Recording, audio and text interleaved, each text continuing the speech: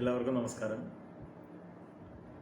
ഇത് ധ്യാനത്തിലേക്ക് എന്ന് പറയുന്ന ഒരു പരമ്പരയുടെ രണ്ടാം ഭാഗമാണ്.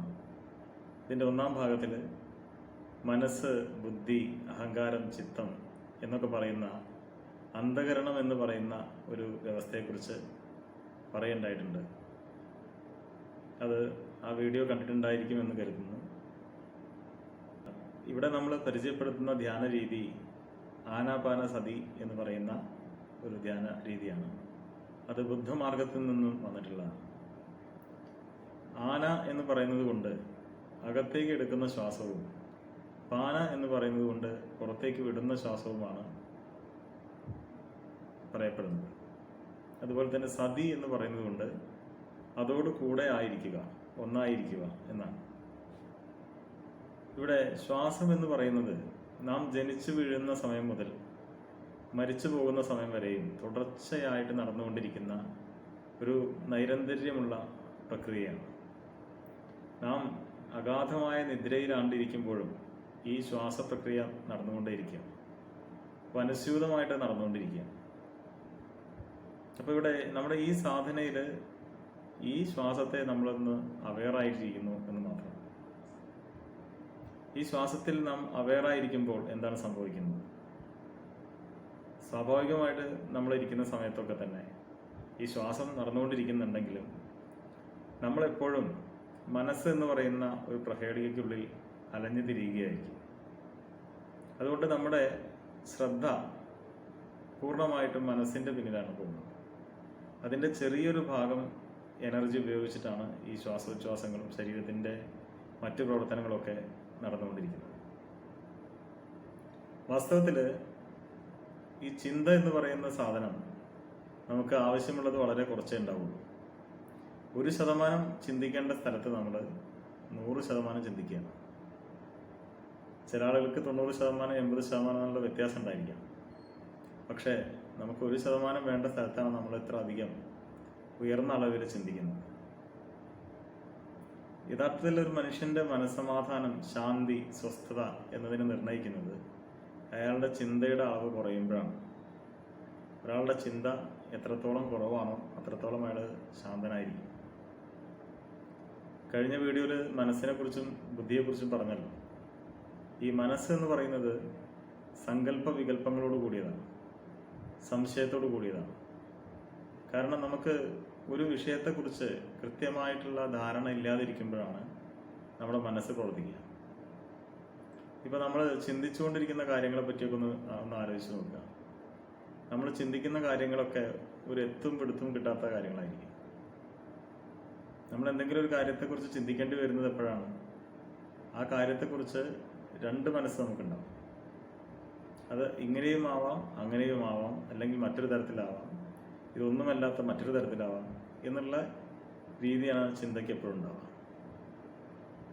അതാണ് പറഞ്ഞത്, മനസ്സ്, ബുദ്ധി എന്ന് പറയുന്ന തരംതിരിവ് അവിടെയാണ് വരുന്നത്. ഇവിടെ ധ്യാനം എന്ന് പറയുന്ന വാക്ക് തന്നെ ധിയ യാനം ഇതി ധ്യാനം എന്നാണ്. ബുദ്ധി കൊണ്ട് യാത്ര ചെയ്യാം. അപ്പം മനസ്സ് നമുക്ക് കൊണ്ടുപോയിട്ട് കടലിൽ എറിയാൻ പറ്റില്ല. മനസ്സിനടുത്ത് കുപ്പയിൽ എറിയാൻ പറ്റില്ല. മനസ്സ് നമ്മൾ ജനിക്കുമ്പോൾ മനനശീലത്വാ മനുഷ്യനാണ്. നമുക്ക് മനനം ചെയ്യാനുള്ള കഴിവ് കിട്ടുന്നത് മനസ്സുള്ളത് കൊണ്ടാണ്. പക്ഷെ മനസ്സ് നിയന്ത്രിതമാവണം. മനസ്സ് നിയന്ത്രിതമാവണമെങ്കിൽ മനസ്സിൽ വരുന്ന ഇളക്കങ്ങളിലൊപ്പം നമ്മൾ കൂടുതൽ ശക്തി പകർന്ന് ഇളക്കാൻ പാടില്ല. അതിന് പകരം ആ ശക്തിയെ നമ്മൾ എക്സിസ്റ്റൻഷ്യലായിട്ടുള്ള അസ്തിത്വപരമായ കാര്യങ്ങളിലേക്ക് തിരിച്ചുവിടുക എന്നതാണ്. അപ്പോൾ ഇവിടെ ഈ ധ്യാന സാധനയിലൂടെ നമ്മൾ ചെയ്യുന്നത് എന്താണ്? നമ്മുടെ ശരീരത്തിൻ്റെ എക്സിസ്റ്റൻഷ്യലായിട്ടുള്ള പാർട്ടാണ് ഈ ശ്വാസോച്ഛ്വാസം എന്ന് പറയുന്നത്.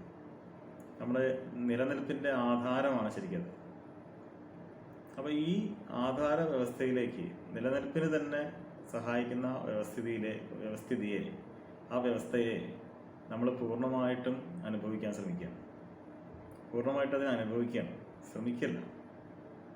വാസ്തവം പറഞ്ഞാൽ നമുക്ക് ശ്രമം ആവശ്യമായിട്ട് വരുന്നത് ചിന്തിക്കുക പോലുള്ള കാര്യങ്ങൾക്കാണ്. ചിന്തിക്കാനും ആകുലപ്പെടാനുമാണ് ശരിക്കും ശ്രമം ആവശ്യമായിട്ടുള്ളത്. പക്ഷെ നമ്മൾ അങ്ങനെ ശീലിച്ചു. നമ്മൾ ഒരുപാട് ചിന്തിച്ച് ചിന്തിച്ച് നമുക്ക് ശീലിച്ചു. ഇപ്പോൾ നമുക്ക് ചിന്തിക്കാതെ ഇരിക്കണമെങ്കിൽ ഒരു ശ്രമം നടത്തുന്ന പോലെയാണ് നമുക്ക് അനുഭവപ്പെടുന്നത്. കാരണം നമ്മുടെ സ്വാഭാവികതയിൽ ഇരിക്കാൻ നമുക്ക് സാധിക്കുന്നില്ല. പല ആളുകളോടും ധ്യാനം പറയുമ്പോൾ അവർക്കിത് സ്വീകരിക്കാനുള്ളൊരു ബുദ്ധിമുട്ട് എന്താണെന്ന് വെച്ചാൽ, കണ്ണടച്ച് കുറച്ച് സമയം നിശ്ചിന്തമായിട്ട് നമ്മുടെ ശ്വാസത്തെ നിരീക്ഷിച്ചിരിക്കാൻ സാധിക്കുന്നില്ല എന്നുള്ളൊരവസ്ഥയാണ്. എത്ര ശോചനീയമായൊരവസ്ഥയാണത്. നമുക്ക് നമ്മുടെ അസ്തിത്വത്തെ അനുഭവിക്കാൻ സാധിക്കുന്നില്ല. ഇങ്ങനെ ഇരിക്കുമ്പോഴൊക്കെ ചിന്തിച്ചുകൊണ്ടേയിരിക്കണം എന്ന് പറയുന്ന ഒരവസ്ഥ ഒന്ന് ആലോചിച്ച് നോക്കും. അത്തരം ദുരവസ്ഥയിലാണ് നമ്മുടെ ഭൂരിഭാഗം മനുഷ്യ കുലവും. വാസ്തവത്തിൽ ആ മനസ്സിനെ നിയന്ത്രണത്തിലെത്തിക്കാൻ നമ്മൾ കിടന്നുറങ്ങുന്ന സമയത്ത് ഈ മനസ്സ് പ്രവർത്തനം നിലച്ച പോലെ ഇരിക്കും. വീണ്ടും നാം ഉണർന്നു വരുമ്പോൾ പഴയ പോലെ തന്നെ പ്രവർത്തന സജ്ജമാവും. അപ്പോൾ നമ്മൾ ഉറങ്ങിക്കിടക്കുമ്പോൾ മനസ്സവിടെ വെറുതെ ഇരിക്കുന്നുണ്ട്. പക്ഷെ ഉണർന്നിരിക്കുന്ന സമയങ്ങളിൽ മുഴുവൻ നമ്മൾ ഈ മനസ്സിൻ്റെ പ്രവൃത്തിയിൽ സങ്കല്പ വികല്പങ്ങളിൽ ആണ്ടിരിക്കുകയാണ്.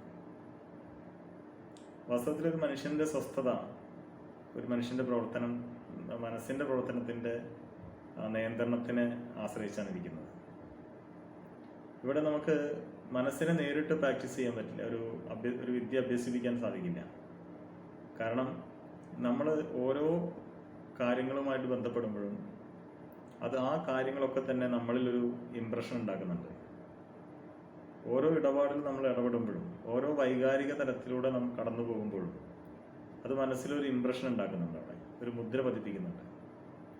ഇത് അത്തരം സാഹചര്യങ്ങളിലെത്തുമ്പോൾ ഈ അത്തരത്തിലുള്ള ആ മുദ്രണങ്ങൾക്കനുസരിച്ച ചിന്തകൾ നമ്മളിൽ ഉയർന്നു വരികയാണ്, പൊന്തി വരികയാണ്.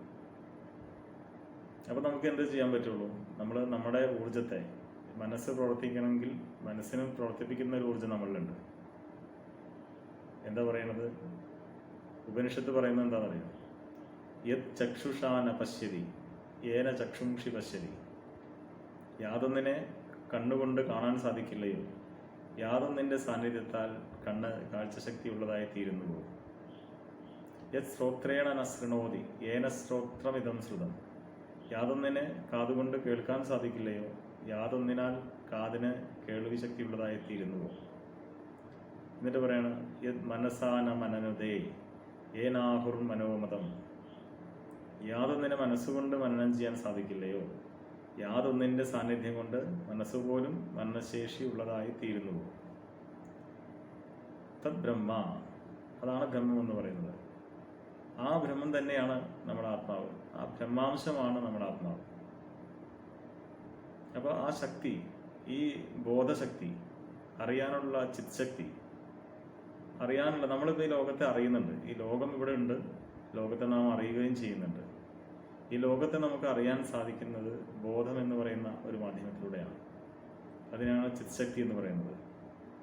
അത് ആത്മാവിൻ്റെ സ്വരൂപമാണ് ശരിക്കും. ഈ ആത്മശക്തിയെ നമ്മൾ